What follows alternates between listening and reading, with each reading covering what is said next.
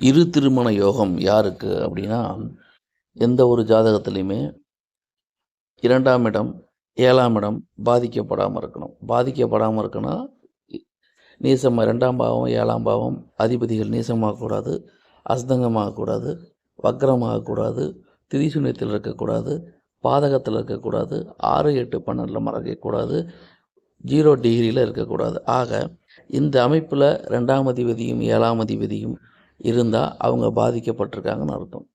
2 பாவங்களில் ஒரு பாவம் கெட்டாலும் 2ஆம் திருமணத்துக்கு வாய்ப்புகள் உண்டு அப்படிங்கிறது முழுக்க முழுக்க பொதுவான தகவல் தான். ஆக இப்படி இருந்தால் எல்லாருக்கும் அப்படி நடக்கணும்னு அர்த்தம் கிடையாது.